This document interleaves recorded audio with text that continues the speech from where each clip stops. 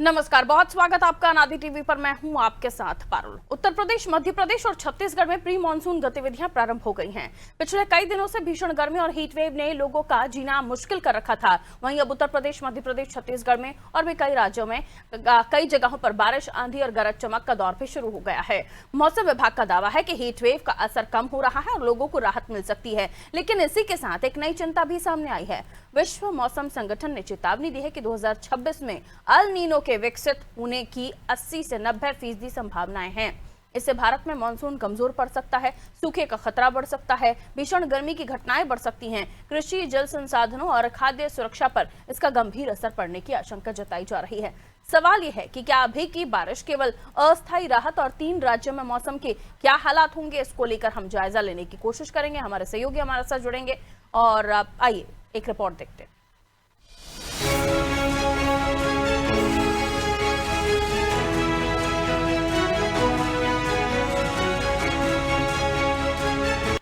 उत्तर भारत और मध्य भारत के कई राज्यों में मौसम ने अचानक करवट ले ली है। उत्तर प्रदेश, मध्य प्रदेश और छत्तीसगढ़ में तेज आंधी, बारिश, गरज चमक और कुछ इलाकों में ओलावृष्टि की चेतावनी जारी की गई है। मौसम विभाग के अनुसार अगले कुछ दिनों तक लोगों को भीषण गर्मी से राहत मिल सकती है, लेकिन खराब मौसम नई चुनौतियां भी खड़ी कर सकता है।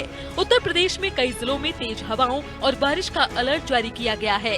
राजधानी लखनऊ सहित पूर्वांचल के कई हिस्सों में मौसम का असर देखने को मिल रहा है। बस्ती प्रदेश के सबसे गर्म शहरों में शामिल रही, जबकि वाराणसी, गोरखपुर और आसपास के क्षेत्रों में बादलों की आवाजाही बढ़ी है। मौसम विभाग ने लोगों को बिजली गिरने और तेज हवाओं से सतर्क रहने की सलाह दी है। मध्य प्रदेश में भी प्री मानसून गतिविधियां तेज हो गई हैं। भोपाल, इंदौर, जबलपुर, ग्वालियर और उज्जैन समेत कई शहरों में तापमान में गिरावट दर्ज की गई है। धार और खरगोन में ओला बारिश का अलर्ट जारी किया गया है, जबकि झाबुआ, अलीराजपुर, बड़वानी, बुरहानपुर, खंडवा, हरदा, बैतूल, छिंदवाड़ा और पांडुरना में बारिश का अलर्ट घोषित किया गया है। मौसम विभाग का अनुमान है कि प्रदेश में मानसून की एंट्री 20 से 22 जून के बीच हो सकती है। वहीं छत्तीसगढ़ में रायपुर, दुर्ग, बिलासपुर, राजनांदगांव और उत्तर छत्तीसगढ़ के कई जिलों में अगले 5 दिनों तक गरज चमक, हल्की बारिश और 50 से 60 किलोमीटर प्रति घंटे की रफ्तार से तेज हवाएं चलने की संभावना जताई गई है। मौसम वैज्ञानिकों ने वज्रपात और आंधी के दौरान खुले स्थानों में जाने से बचने की सलाह दी है। बारिश और बादलों की वजह से तापमान में 2 से 3 डिग्री सेल्सियस तक गिरावट आने की संभावना है। मौसम विभाग का कहना है कि प्री मानसून सिस्टम सक्रिय होने से अगले कुछ दिनों तक मौसम में लगातार उतार चढ़ाव बना रहेगा। ऐसे में किसानों, यात्रियों और खुले में काम करने वाले लोगों को विशेष सतर्कता बरतने की जरूरत है। उधर विश्व मौसम संगठन ने अल नीनो को लेकर गंभीर चेतावनी जारी की है। संगठन के अनुसार जून से अगस्त 2026 के बीच अल नीनो विकसित होने की 80% संभावना है, जबकि इसके नवंबर तक बने रहने की संभावना 90% तक है। वैज्ञानिकों का मानना है कि यह अल नीनो मध्यम से लेकर मजबूत स्तर का हो सकता है, जिससे दुनिया भर में मौसम के पैटर्न प्रभावित होंगे। भारत के लिए यह चेतावनी विशेष रूप से महत्वपूर्ण मानी जा रही है, क्योंकि अल नीनो का सीधा असर दक्षिण पश्चिम मानसून पर पड़ता है। मौसम विशेषज्ञों के अनुसार इसके कारण मानसून सामान्य से कमजोर रह सकता है, जिससे कई राज्यों में कम बारिश और सूखे जैसी स्थिति पैदा होने का खतरा बढ़ सकता है। डेस्क रिपोर्ट, अनादि टीवी।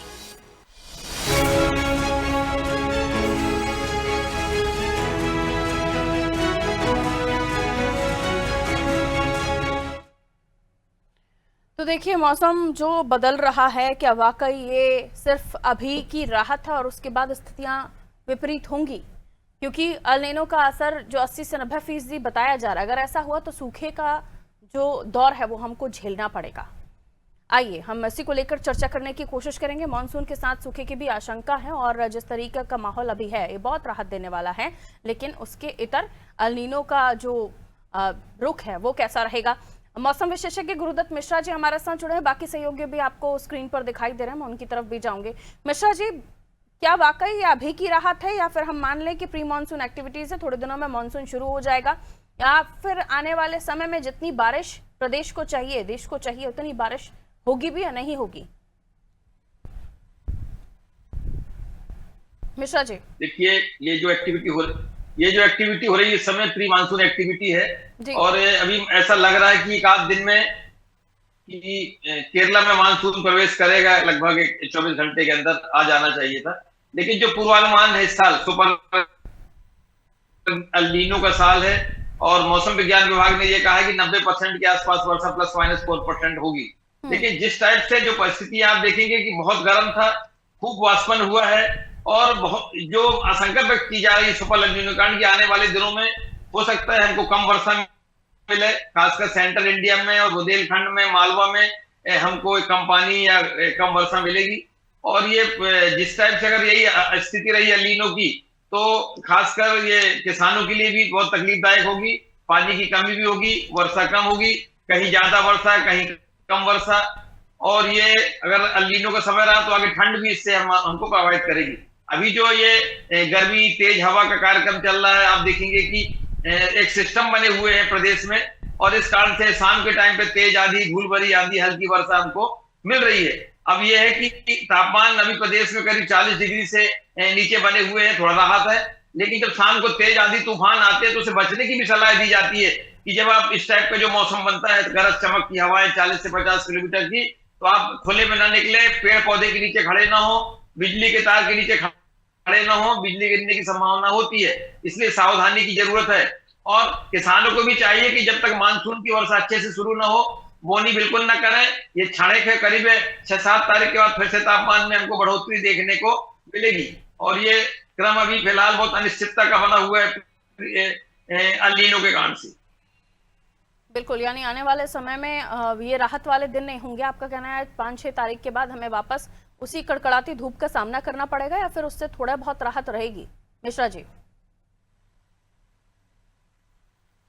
देखिए, अभी फिलहाल जो संकेत मिल रहे हैं उसमें बहुत ज्यादा राहत तो नहीं है अभी। लेकिन जो ये बूंदाबांदी और ये हवा की जो बातें हैं, अभी आज पश्चिमी मध्य प्रदेश में है, कल थोड़ा सा सेंटर एमपी में रहेगा, फिर पूरी मध्य प्रदेश में रहेगा। तो ये 6-7 तारीख तक को बादल और तेज आंधी तूफान का हमको सामना करना पड़ेगा। लेकिन इसके बाद आसमान साफ होने की संभावना है और तापमान में फिर से बढ़ोतरी हमको करीब सेकेंड वीक 7 तारीख के बाद देखने को प्रदेश में हमको मिलेगी। बिल्कुल, मैं लौटूंगी आपकी तरफ मिश्रा जी। हमारे बाकी सहयोगी भी हैं, उनके क्षेत्र में इस वक्त टेम्परेचर क्या है, क्योंकि अभी आप भी बता रहे हैं कि राहत है। योगेश, आपकी तरफ आ रही हूँ। अब क्या लगता है आपको, जिस तरह का आकलन किया जा रहा है, आने वाले समय में एल नीनो का अगर असर इसी तरह रहा तो हमें सूखे का भी सामना करना पड़ सकता है? इंदौर की हम बात करें, भूजल वैसे ही बहुत ज़्यादा नीचे जा चुका है और बारिश की बहुत ज़्यादा ज़रूरत है। और अगर ऐसे में जो एल नीनो का प्रभाव है उससे तो इंदौर की जनता आने वाले समय पर और भी ज़्यादा परेशान होने वाली है। और पानी ऐसी चीज़ है जिसकी व्यवस्था किसी भी तरह करनी होती है, और शहर इतना बड़ा है, आबादी इतनी बड़ी है, प्रशासन के लिए भी चुनौती हो जाएगा। और फिलहाल मौसम तो चुनौती बना ही हुआ है, क्योंकि आंधी तूफान से बहुत सारी घटनाएं भी हो रही हैं। देखिए पारुल, आपको बता दें कि साल दर साल ग्लोबल वार्मिंग का जो असर है वो बढ़ता जा रहा है। पिछले कुछ सालों की बात करें और आप इस साल की बात करें, इस वर्ष जो है बहुत ज्यादा स्थिति खराब रही जल संकट और पानी को लेकर।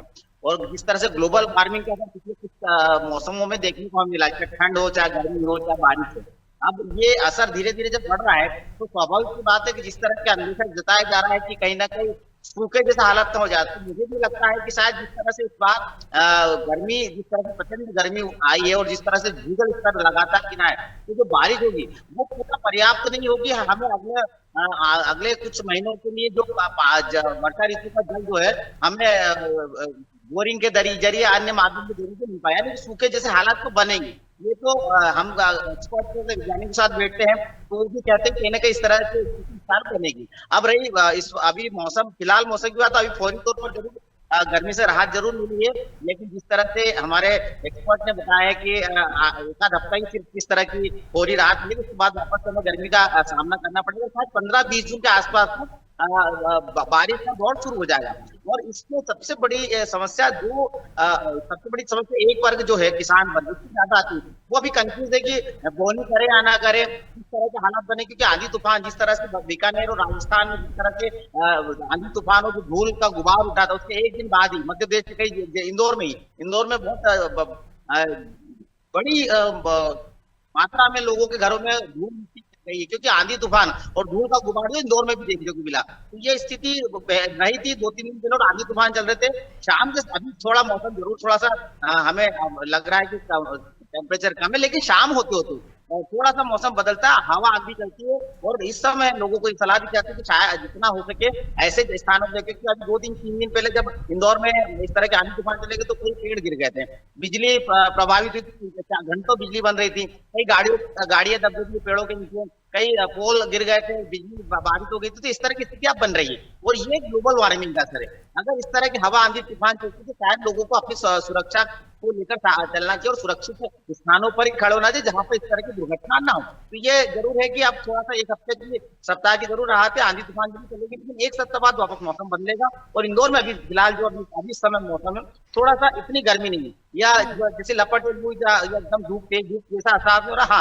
हाँ, सामान्य तापमान के बिल्कुल, कहाँ 44, 42, 46 टेम्परेचर जा रहा था वो 5 डिग्री कम हो चुका है, कहीं 40 है, कहीं 38 है, कहीं 37 है। लौट रही हूँ आपकी तरफ, विनोद हमारे साथ बहराइच से जुड़े हुए हैं। उत्तर प्रदेश की अगर मैं बात करूं विनोद, तो 4 दिन में आंधी बारिश के चलते पारा 8 डिग्री नीचे आया है और अब इससे लोग बड़े खुश हैं। लेकिन जैसे मिश्रा जी भी बता रहे हैं कि ये अल नीनो का असर आने वाले समय में आपको और भी परेशान कर सकता है। कुछ दिन मजे लीजिए, बाद में जो कड़कड़ाती धूप होगी वो आपका और भी आपको परेशान करेगी।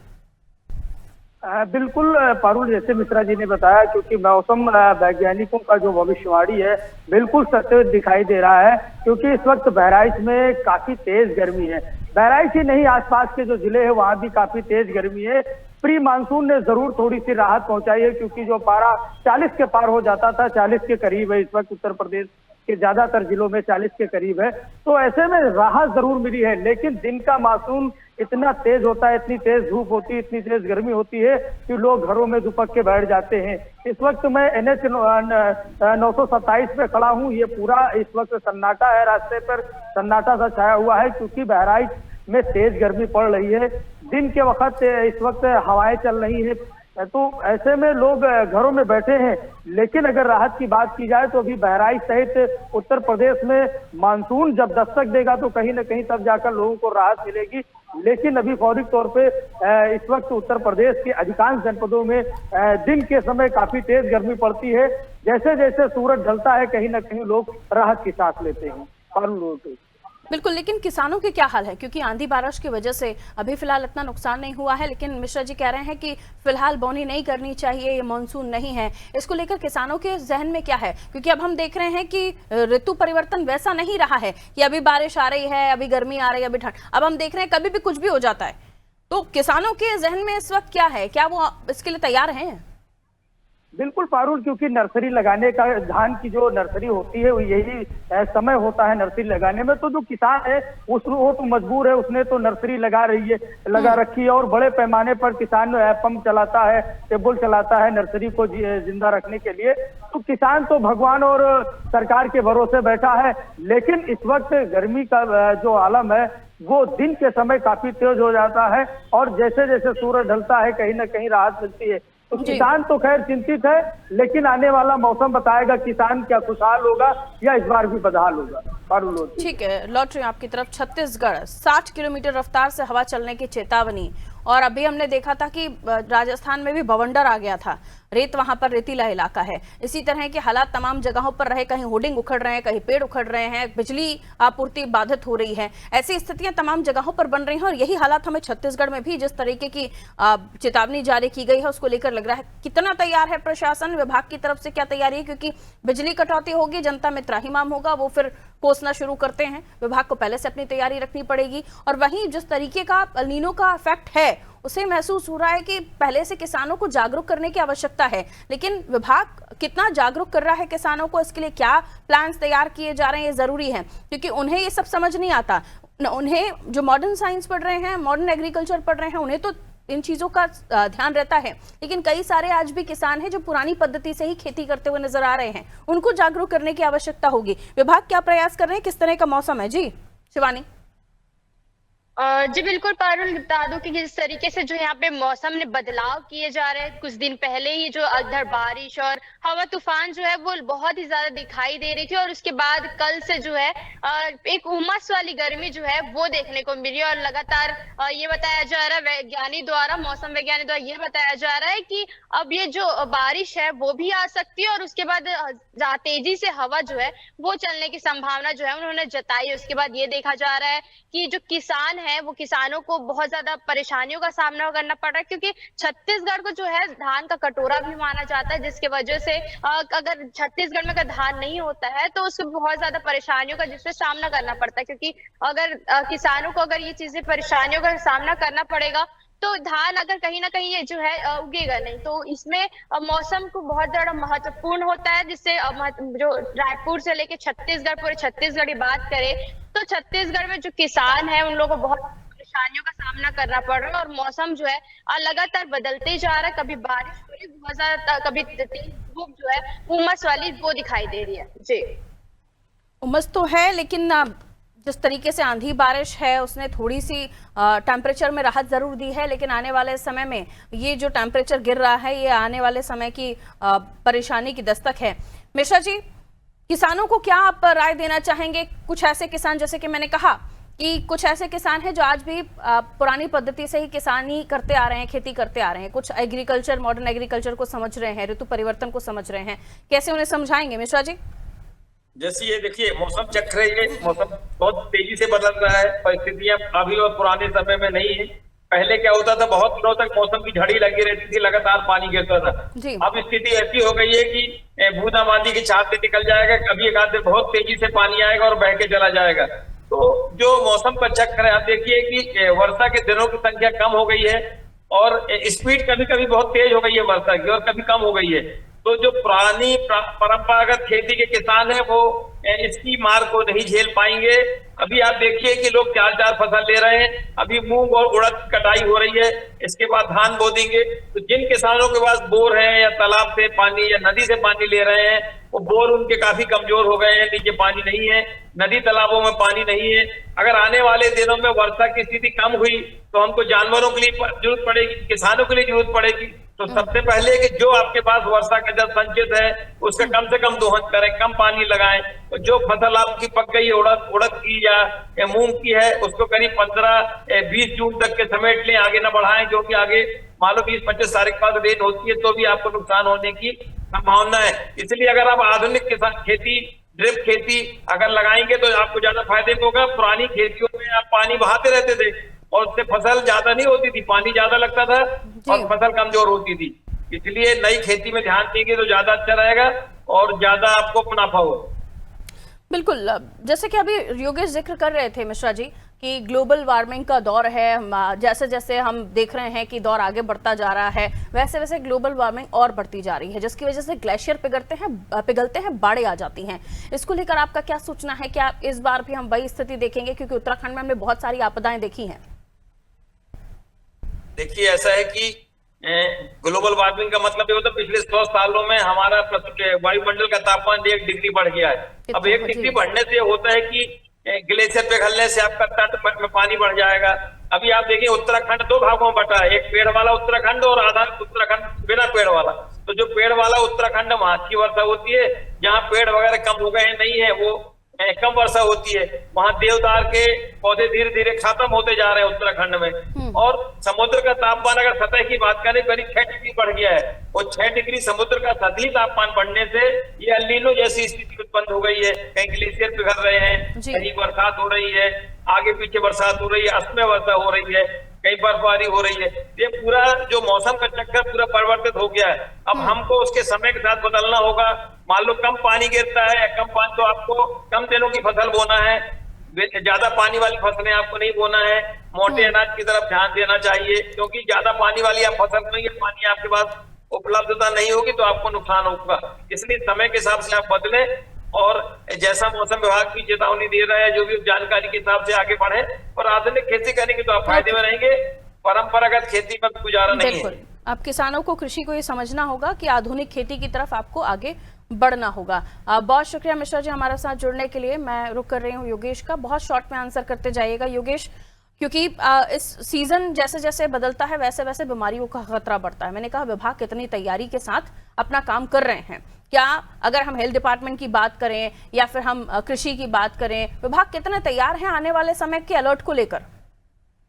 देखिए पारुल, मैं आपको बता दूं कि विभाग की तैयारी तो पिछले लंबे समय से हम एनालिसिस कर ही रहे और लगातार बता ही रहे किस तरह से विभाग की तैयारी, अगर विभाग की तैयारी होती तो इस तरह से जल संकट से जूझना नहीं पड़ता। अभी आगे विभाग की तैयारी ऐसी नहीं है कि जो किसान है, जो आम नागरिक है या किसी लोगों को राहत दे पाए, क्योंकि मौसम तो मौसम के हिसाब से काम करेगा, तैयारियां विभागों को करना है। तो कृषि विभाग की तैयारियां बहुत अच्छी होती है, मैंने इसकी कोई दो मत नहीं है, लेकिन बाकी जो प्रशासनिक अमला है वो कहीं ना कहीं गोलमोल वही कारण से कटघरे में खड़ा होता रहा और आगे आने वाले समय में इस तरह की स्थितियां बनती है। मान लो अगर जिस तरह के हालात दिख रहे कि कहीं ऐसा ना हो कि अकाल जैसी स्थिति बन जाए, जल संबंधन को लेकर योजना बनना चाहिए, क्योंकि अगर कहीं जहाँ पानी होगा, आप ग्रामीण क्षेत्र में बात करें, ये सारी योजना ग्रामीण क्षेत्रों में लागू करना पड़ेगा। अगर कहीं पानी की आपूर्ति करना है, अगर जल संवर्धन योजना होगी, रेन वाटर हार्वेस्टिंग के सिस्टम्स होंगे, तो ग्रामीण क्षेत्रों में भी फॉलोअप लेना पड़ेगा उसका, कि हम कहीं ना कहीं लोगों को राहत दे पाए, पानी दे पाए, किसानों को पानी मिल जाए। तालाब खुदवाना पड़ेगा हमें, कहीं ना कहीं किसान जहाँ आसपास उनके खेत की खेती है वहां पर तालाब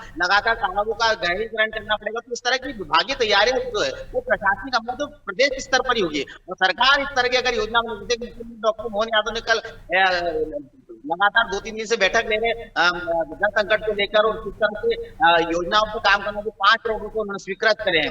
पीएचई के अधिकारियों के साथ बैठक कर लगातार इस तरह की योजनाओं पे काम कर रहे, वो समझ रहे इस बात को कि इस बार जो संकट है अगले वर्ष से तकलीफ और न बढ़े, तो इसलिए अभी से उन्होंने प्लानिंग कर दी शुरू।